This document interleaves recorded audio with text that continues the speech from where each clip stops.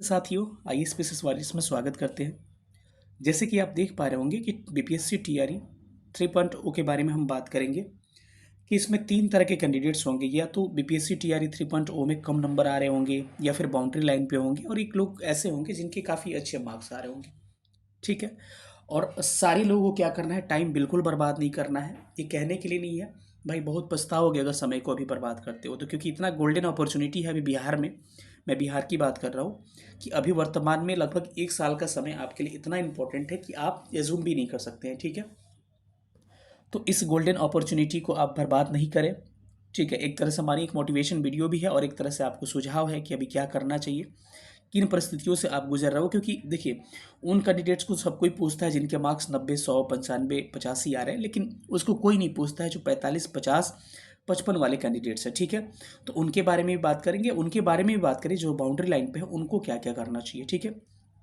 सारे विषयों पर हम लोग डिटेल में बात करेंगे, लेकिन किसी को अपना टाइम बर्बाद नहीं करना, किसको क्या क्या करना चाहिए सबके बारे में हम लोग डिटेल में बात करें। चलिए हम लोग सेशन को स्टार्ट करते हैं। जो लोग नए होंगे चैनल को सब्सक्राइब करिएगा और पुराने लोग अधिक से अधिक वीडियो को शेयर करिएगा। चलिए स्टार्ट करते हैं सेशन को। जैसे कि यहाँ पर देख पा रहे होंगे, मैं इसकी 4 कैटेगरी में डिवाइड करता है, 1, 2, 3, 4। ठीक है। चारों के बारे में बात करूंगा। स्पेशल मेरा फोकस होगा एकदम कम मार्क्स वाले पे, ठीक है, और बाउंड्री लाइन वाले पे। एक कैंडिडेट्स ऐसे होंगे जिनका 100% रिजल्ट होने की संभावनाएं होंगी। ठीक है। दूसरे कैंडिडेट्स ऐसे होंगे जिनकी 80-90% संभावनाएं होंगी। मतलब 100% का मतलब कि 90 नंबर, 95 नंबर, ऐसे कैंडिडेट्स की मैं बात कर रहा हूँ। और 80-90% में कट ऑफ बताया जा रहा है, कट ऑफ से 4-5 नंबर ऊपर है, या फिर कट ऑफ के 2-3 नंबर ऊपर है या कट ऑफ पे है। एक कैंडिडेट्स ऐसे हो सकते हैं। तीसरा कैंडिडेट्स ऐसे हो सकते हैं जो कि क्या है, बाउंड्री लाइन पे सबसे खतरनाक कैंडिडेट्स यही होते हैं। ये ना आगे जा सकते हैं ना पाछे। ठीक है।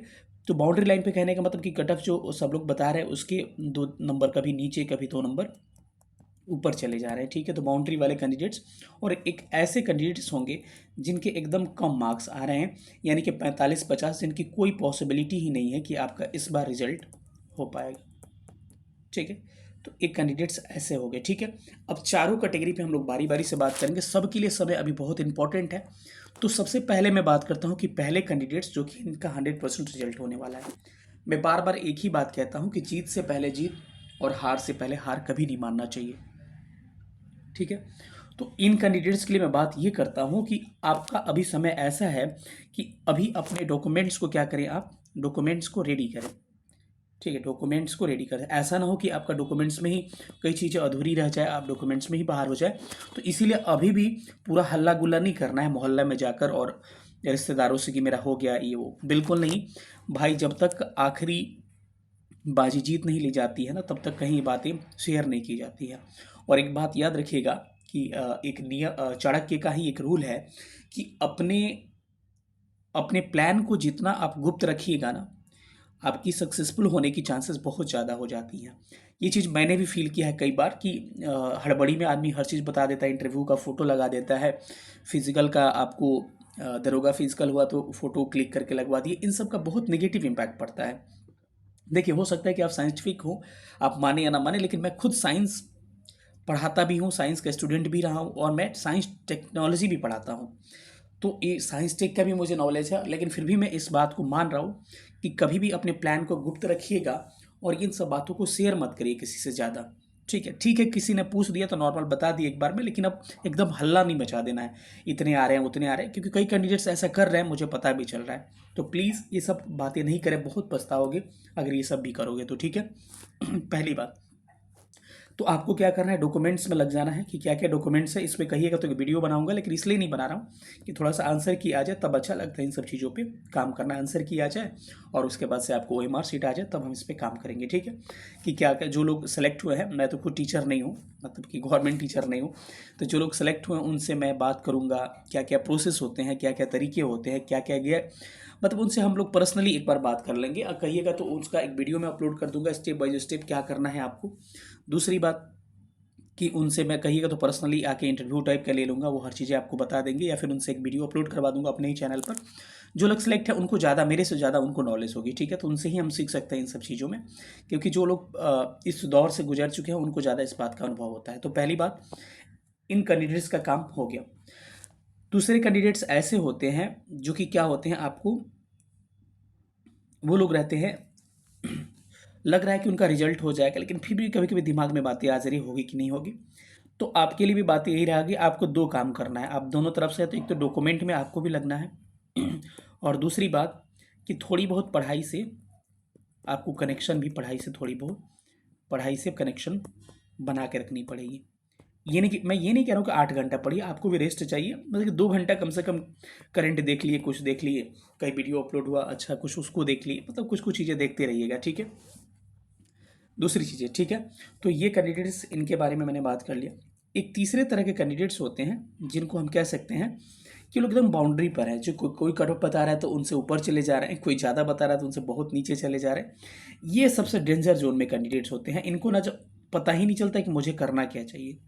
लेकिन आपके लिए इस भी सुझाव यही है कि आपको अभी फोकस अपनी पढ़ाई पे करनी चाहिए, ठीक है। और अब मैं नहीं कह रहा हूँ कि 24 घंटा पढ़िए, लेकिन 3-4 घंटे अपनी अपनी पढ़ाई को देनी चाहिए, क्योंकि आगे वैकेंसी आपकी इंतज़ार कर रही है, ठीक है। रिजल्ट भी आने वाला है 2-3 सप्ताह में, तो 3-4 घंटा वाला प्रोसेस बना के रखिएगा। तो ये कम से कम अगस्त लास्ट तक क्लियर हो जाएगा, तो आप फिर से अपने पढ़ाई में लग जाइएगा, जो भी होगा। या फिर नहीं होगा, अगर हो गया तो फिर टीचर बन जाइएगा। तो ये 2 आदमी हो गए, 3 आदमी हो गए, ठीक है। अब सबसे मैं मुझे बात करना था सबसे डेंजर कैंडिडेट जो है उनके बारे में, जिनकी पॉसिबिलिटी बिल्कुल नहीं है। मैसेज आ रहा है 45 मार्क्स, 55 मार्क्स, लेकिन प्रीवीसी के कारण मैं उनको लिख नहीं कर सकता, दिखा नहीं सकता हूँ मैसेज को। रात में या फिर कल क्लास में ले रहा था ऑफलाइन पीसीएस वाला, उसमें भी बहुत सारे मैसेजेस आ रहे थे, ठीक है। तो 45 नंबर किसी का आ रहा है, किसी का 55 नंबर आ रहा है, किसी का 57 आ रहा है। अब बाकी इसमें भी कैटेगरी है, तो ठीक है, इनका भी पॉसिबिलिटी है, लेकिन ये मार्क्स बहुत ही कम है, ठीक है। और एक बात मेरी याद रखिएगा कि अगर किसी कैंडिडेट्स के कम मार्क्स आ रहे हैं तो इसी से कभी भी मत आकिएगा वो कैंडिडेट्स पढ़ने में कमज़ोर है, ठीक है। इसके 2-3 कारण हो सकते हैं। या तो एग्ज़ाम का कभी कभी दिन खराब होता है, तो आते हुए प्रश्न बहुत सारे गलत हो जाते हैं, मतलब कि 10-15 सवाल उन्होंने गलती कर दिया एकदम आते हुए, जिसके कारण कट ऑफ से जो बाउंड्री पे होना चाहिए, कट ऑफ से काफ़ी दूर चले गए हैं। तो एक कैंडिडेट्स तो ऐसे होते हैं, एक कैंडिडेट्स ऐसे होते हैं जो शुरू से ध्यान नहीं दिए उन चीज़ों पर और गलतियों को किए। लेकिन हाँ, गलतियों को अपने छुपाइएगा नहीं। जिस दिन अपना गलती एक्सेप्ट करना सीख लिया आपने, उसी दिन आपकी सफलता के रास्ते खुल जाते हैं। तो गलतियों को छुपाना नहीं है, अपनी गलती को एक्सेप्ट करना है कि टीआरई 3.0 में किसी के झांसे में फंस गए, या फिर खुद से हमने तैयारी अच्छा सा नहीं किया, अपने टाइम को बर्बाद किया, जो भी किया, तो उस चीज़ को आप एक्सेप्ट करिए। एक्सेप्ट करिएगा ना, तो आगे में उस कमी को दूर करना पड़ेगा, ठीक है। तो स्पेशल में हटके आप ही लोगों पे मैं स्पेशल बात करता हूँ, क्योंकि आज का वीडियो आप ही लोगों के लिए डेडिकेटेड है। तो आपको क्या करना है कि आपको अभी तो बिल्कुल रिजल्ट का इंतज़ार नहीं करना है, क्योंकि कोई आपको संभावनाएं जब नज़र नहीं आ रही हैं तो ठीक है, एक बार पीडीएफ देख लीजिएगा। लेकिन आपको क्या करना है कि इन सब वीडियो से कि मतलब कि थोड़ा सोशल मीडियाज़ वगैरह से थोड़ा सा आपको दूरी बनाना है। और सबसे पहले अब ये नहीं कि पढ़ाई में तुरंत लग जाए, अपने कमी को आंकना है कि आपने कमी क्या किया। कमी पहला आपका ये भी हो सकता है कि आपने एग्ज़ाम में आते हुए बहुत सारे प्रश्नों को, लगभग 10-15 प्रश्नों को आपने एकदम गलत कर दिया, या 20 प्रश्नों को गलत कर दिया आपने। आते हुए प्रश्न, ऑप्शन ए होगा कि बी होगा, इस चक्कर में, जिस कारण से आप रिजल्ट से काफ़ी दूर चले गए। तो गलती एक ऐसी हो सकती है, गलती एक ऐसी भी हो सकती है, कुछ लोग ऐसे भी होंगे जिनका रोल नंबर या फिर कुछ कुछ चीज़ें गलत हो गई होंगी, तो वो भी रिजल्ट से दूर ही हो गए एक तरह से। सिग्नेचर, ओएमआर, बहुत सारी चीज़ें, तो इनका भी रिजल्ट से दूर हो गए ये लोग भी। तीसरे कैंडिडेट्स ऐसे जिनको ज़्यादा समझ में ही नहीं आया और जो प्रश्न आया इनको अटपटांग लगा, तो एक कैंडिडेट्स 3rd नंबर के ये हो सकते हैं जिनको चीज़ें बिल्कुल ख़राब है, ठीक है। पहले कैंडिडेट्स की बात करते हैं जिनका 10 से 20 क्वेश्चंस आपके गलत हुए या फिर बहुत रिजल्ट से जिसके कारण दूर हो गए। उनको पढ़ाई तो करनी ही है, पढ़ाई तो बहुत ज़रूरी है, और उनको प्रैक्टिस करना है, उनको प्रैक्टिस करना है, मोर एंड मोर प्रैक्टिस। क्योंकि वो ऑब्जेक्टिव एग्ज़ाम का सफलता का मात्र एक ही रास्ता है, practice and practice and practice. जितना प्रैक्टिस करिएगा सफलता के चांसेस आपके उतने बढ़ सकते हैं, ठीक है। बाकी कोर्सेज रहे, मेरे कोर्सेज चल रहे हैं, कितना में चल रहा है, बहुत सारी चीज़ें हैं, जिनको लेना होगा लीजिएगा, जिनको नहीं लेना नहीं लीजिएगा, क्योंकि कोर्स नहीं लेने वाले भी अच्छे मार्क्स लाते हैं और लेने वाले भी अच्छे मार्क्स लाते हैं। तो जिनको कोर्स परचेज़ करना है, मैंने उसका माध्यम बताया, वो लेना होगा तो ले सकते हैं, उस पर हम लोग बात ही नहीं करना चाहते हैं, ठीक है। तो उनको प्रैक्टिस पे फोकस करना है और थोड़ा सा बेसिक अब जाइएगा, क्योंकि समय मिला हुआ है। बेसिक जाइएगा, एनसीईआरटीज़ वगैरह पढ़िएगा, क्योंकि सारे क्वेश्चन एनसीईआरटी से ही पूछे जा रहे हैं। घाटशिला वगैरह हो गया, ये सारे प्रश्न एनसीईआरटी के हैं। और बात ये रहा ना कि कई लोग पता है क्या कर रहे हैं अभी, कई लोग मतलब कि आयोग को निकाल रहे हैं कि प्रश्न अच्छा नहीं आया, प्रश्न टफ है। ठीक है भाई, लेकिन करने वाला तो आप ही में अच्छा किया है ना। तो जब कोई और किसी काम को कर सकता है तो फिर आप क्यों नहीं कर सकते हो? बात में दम है कि नहीं? जब किसी और काम को कर सकता है, सेम पेपर आपको भी मिला है, ऐसा थोड़ा बुकलेट मतलब पेपर का क्वेश्चन ही बदल गया, नहीं हुआ ना। बातें चल रही थी लेकिन नहीं बदला, तो ये बहाना भी आपके पास नहीं है। तो अभी अगर इस चीज़ को भी नहीं कोसना है कि अगस्त में 24 को एग्ज़ाम होने वाले थे, अब नहीं होंगे तो अब मैं क्या करूँगा, बहुत दूर हो गया, घर वाले शादी कर देंगे, ये वो बहुत सारी चीज़ें आपकी प्रॉब्लम होती है। लेकिन उस चीज़ को नहीं कोसना है मेरे भाई, क्योंकि मुझे इतना पता है कि अगर 24 अगस्त को एग्ज़ाम हो जाता तो फिर आपसे कुछ नहीं होने वाला था। फिर वही होता कि आप मैराथन वीडियो देख के जाते, और फिर वही होता कि 60 और 62 और 55 और 50 और 45 में रह जाते आप। ठीक है, तो 24 अगस्त को एग्ज़ाम नहीं हो रहा है तो ये आपके लिए पॉजिटिव है, इसको नेगेटिव मत लीजिए। क्योंकि कहा जाता है कि कई बार क्या होती है ना कि आपदा अवसर के रूप में आती है। तो एक तरह का रिजर्वेशन जो आपदा था, इसको अवसर के रूप में लीजिएगा और थोड़ा सा अच्छे से और ब्रॉड और थोड़ा सा डीप में तैयारी करिए अपने आप को। और थोड़ा सा सबसे पहले कोर्सेज वगैरह तो लेना ठीक है यार, सबका कोर्सेज जिसका लेना है लीजिए आप लोग, डजेंट मैटर। लेकिन सबसे पहले आपका जो सब्जेक्ट है, अगर पीआरटी के हैं तो सारे एनसीईआरटीज़ को, साइंस का, ज्योग्राफी का, हिस्ट्री का समय है, अच्छा से थोड़ा सा डीप में जाके स्टडी करिए। ठीक है, डीप में जाके स्टडी करिए। जिनको साइंस वगैरह में दिक्कत है, मैं सोच रहा हूँ कि साइंस एग्जाम्पलर अपने चैनल पे करा रहा हूँ। कई लोग इसको हल्का में ले रहे, इतना फ़ायदा होगा ना भाई, इतना कंसेप्ट बिल्डअप होगा कि आप सोच भी नहीं सकते हो। लेकिन फिर भी मेरे एग्जाम्पलर कराने के बाद भी से भी आपको पढ़ना है। और मैं अपने चैनल पर सारा एनसीईआरटी सोच रहा हूँ कि बारी बारी से सारा एनसीईआरटी को कवर कराऊंगा 6 to 12 तक। ठीक है, लेकिन मेरे कवर कराने के बाद से खुद से सेल्फ स्टडी एनसीईआरटी का आपको करना पड़ेगा, जिससे कि आपकी थॉट्स डेवलप होगी। केवल मेरे करा देने से और मेरे पढ़ के करा देने से आपको ज़्यादा फ़ायदा उतना नहीं होगा जितना खुद से पढ़िएगा तब फ़ायदा होगा। हाँ, एक गाइड हो सकता है, मैं पहले इसको रास्ता दिखा सकता हूँ और उस रास्ते पे आप चल के खुद पढ़िएगा तो आपको ज़्यादा समझ में आएगा इन सब मेरे कराने के बाद से। ठीक है, तो आपका सबसे पहले है कि भाई मेरे बेसिक क्लियर करिएगा। ठीक है, बेसिक क्लियर करिए और एनसीईआरटीज़ वगैरह को थोड़ा सा ठीक से पढ़िए, जहाँ पे बैच लेना है लीजिए। जिस सब्जेक्ट को लग रहा है, जिस सब्जेक्ट पे आपने गलतियाँ की है और जिस सब्जेक्ट पे लग रहा है कि सब्जेक्ट में सबसे पहले इवोल्यूशन करिए अपना। ठीक है, कि आप अपने अवलोकन करिए, अपना क्या कह सकते हैं कि अपना परीक्षण करिए कि आपने कहाँ गलती की है, किस सब्जेक्ट में गलती की है और किस सब्जेक्ट में सबसे ज़्यादा प्रश्न आपके गलती किए हैं। और सारे पेपर उठा के जब सारे को नोट करिए कि 10 क्वेश्चन मैंने यहाँ से गलती किया, 12 क्वेश्चन यहाँ से गलती किया, 5 क्वेश्चन यहाँ से गलती किया, इस सेक्शन से तो मात्र 2 ही क्वेश्चन गलत हुए, यानी कि सेक्शन मेरा अच्छा है। हो सकता है किसी के लिए साइंस ख़राब गया होगा, किसी का आपको ज्योग्राफी ख़राब गया होगा, किसी का मैथ रीजनिंग ख़राब गया होगा, किसी का आपको पॉलिटिकल साइंस ख़राब गया होगा, किसी का हिस्ट्री ख़राब गया होगा। तो सबसे पहले अपने सब्जेक्ट को आइडेंटिफाई करिए और अपनी गलतियों को लिखिए कि कहाँ मेरी कमजोरी है, और उस कमजोरी पे काम करिए। और एनसीईआरटी की शुरुआत आप वहीं से करिए जहाँ से आपको कमजोरी लग रही है, क्योंकि यही आपके सफलता के मार्ग है भाई। कोई आपको हल्ला करके यूट्यूब पे आपको सफलता नहीं दिला सकता है मेरे भाई, आप लोग बहुत भोले हो। ठीक है, कई लोग कमेंट्स कर रहे हैं सर इतने मार्क्स आ रहे हैं, सर मेरा हो जाएगा। अरे भाई, मेरे कहने से हो जाता तो मैं बीपीएससी थोड़े हूँ कि बता दूंगा, बीपीएससी भी अभी नहीं बता सकता है कि होगा कि नहीं। तो मेरे कहने से नहीं होने वाला है।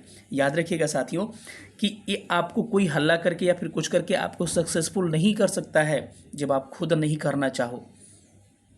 ठीक है, तो मैं बार बार कह रहा हूँ कि ज़िंदगी में आपको जब रात होता है तो दिन भी आता है, यानी कि सुबह होता है तो शाम भी होना है, शाम हो गया तो फिर सुबह भी होना है। माने कि आपकी लाइफ का ये अंधेरी रात है, लेकिन ऐसी नहीं है कि ज़िंदगी भर अंधेरी रात होने वाली है।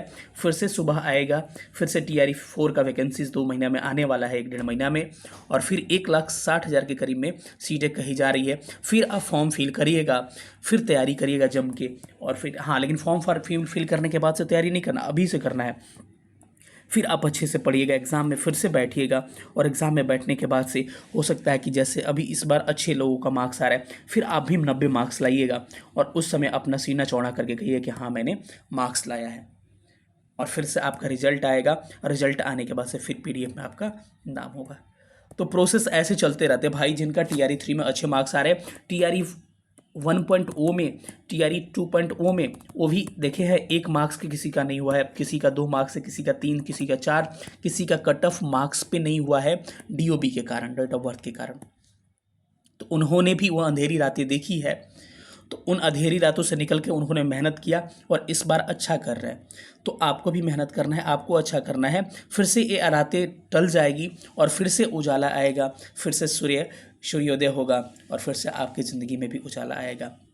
क्योंकि अगर आपको अपने आप पे नहीं कॉन्फिडेंस आ रहा है तो देखिए अपने माँ बाप को, अपने माँ बाप का एक बार फेस जाकर देखिएगा, उस माँ को देखिएगा जिस माँ के साड़ी में छेद है, उस पिता के देखिएगा, उस पिता के चप्पल में क्या है, टूटा हुआ चप्पल है, उस सिलवा के चप्पल का काम चला रहा है और आपको किताबें के लिए पैसा दे रहा है। घर पे ही रह रहे हैं तो कम से कम किताब के लिए तो दे रहा है ना। किसी को पटना रख के, किसी को अपने ज़िले में रख के वो पढ़ा रहा है। कम से कम 1000 ही कोर्स का फ़ी है या 999 ही कोर्स का फ़ी है, तो उस कोर्स की फ़ी को दे रहा है। भाई आप मेरे लिए और किसी और के लिए 999 रुपये कम हो सकता है, लेकिन उस गार्जियन के लिए जो मजदूरी करता है, खेती करता है, उसके लिए 999 रुपये बहुत ही बड़ी बात होती है। कहने के लिए ये छोटी बात हमारे और आपके लिए हो सकती है, लेकिन जो उस दौर से गुजरता है ना, वो बहुत बड़ी बात होती है। और बस उनके क्यों खर्चा कर रहे हैं भाई किसी पे? भाई आप उनके आस हो, उनके आप आस हो और उस आस को आपको दिखाना पड़ेगा, उनके उम्मीदों पे खरा उतरना पड़ेगा। नहीं तो ऐसा ना हो कि आपके एक कलंक की वजह से पिता और माता के नज़र में सारे बच्चे आपकी तरह बन जाए कि हाँ इससे तो कुछ नहीं होगा। तो अगर आप एक अच्छा उदाहरण पेश करके अपने आप को अच्छा करना चाहते हो, अपने आप को एक सही एग्जाम्पल के रूप में समाज में खड़ा करना चाहते हो, आपकी आने वाली भविष्य पीढ़ी जो है, आपके भाई हैं, आपके बहन हैं, उनका आप पॉजिटिविटी देखना चाहते हो सकता है कि आपके छोटे भाई होंगे, बहन होंगे, उनको पढ़ने की अनुमति नहीं दी जाएगी जब आप अच्छा नहीं करिएगा। तो इस पर इतना पैसा खर्चा किया, क्या इसने कर लिया? तो मैं कह रहा हूँ प्लीज़ कि समय को बर्बाद कोई नहीं करिए। इस समय इतना इंपॉर्टेंट है ना, विधानसभा चुनाव होने वाले हैं, लिख के रख लीजिएगा। इस बार टीआरई में इतनी अच्छी वैकेंसीज आएगी कि कभी आपने सोचा नहीं होगा। समझ रहे हैं ना? और ऐसा नहीं है कि सफलता नहीं मिलेगा। अरे भाई पेपर हार्ड होता है तो उसी में कट ऑफ कम जाता है, पेपर आसान होगा तो ज़्यादा जाएगा। तो ऐसा नहीं है, थोड़ा सा पढ़िए आप और उन चीज़ों पर थोड़ा सा काम करिए जहाँ पर आपकी गलतियाँ रह गई हैं। चलिए वीडियो बड़ा हो जाएगा, अभी मुझे थोड़ा सा क्लास भी लेने जाना है, पीसीएस का भी मेरा क्लास है, तो फिर से आपसे मुद्दों पे बात करेंगे। लेकिन बस मैंने कल स्टेटस भी इसीलिए लगाया था और कम्युनिटी पोस्ट में भी यही हमने पोस्ट किया था। याद रखिएगा मेरी बातें, जो लास्ट लाइन में कहने वाला हूँ आपको, और इसको अपने दिमाग में और जहन में बसा लीजिए, ये बहुत काम करेगा। कि सफलता की यात्रा में धूप का बहुत बड़ा महत्व होता है, क्योंकि छाँव मिलते ही कदम रुकने लगते हैं। दोबारा सुनिए कि सफलता की यात्रा में धूप का बहुत बड़ा महत्व होता है, क्योंकि छाँव मिलते ही कदम रुकने लगते हैं। अगर आपके कदम रुकने लगे, छाँव मिला, थोड़ा सा कंफर्टेबल जोन में गए तो आपके कदम रुकने लगेंगे। इसलिए आपका कंफर्टेबल जोन में मत रहिए। जितनी परेशानियां आएंगी आपकी ज़िंदगी में, जितने दिक्कतें आएंगी, उतना निखरिएगा। क्योंकि आपने सोना को देखा होगा कि कहा जाता है सोना जितना तपता है या फिर लोहा जितना तपता है उतना ही वो निखरता है। तो इसीलिए अपने आप को तपाइए, अपने आप को मेहनत करिए। 2-3 महीना बीतने में समय नहीं लगता है भाई मेरे।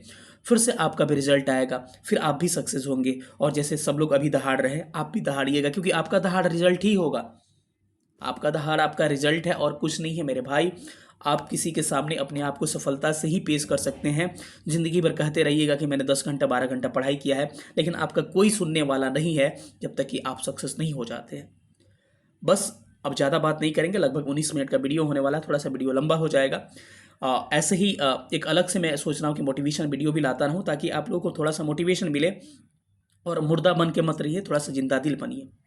मिलेंगे अगले वीडियो में, तब तक अपना ख्याल रखिएगा। सेशन रखने के लिए थैंक यू सो मच। जय हिंद, जय बिहार।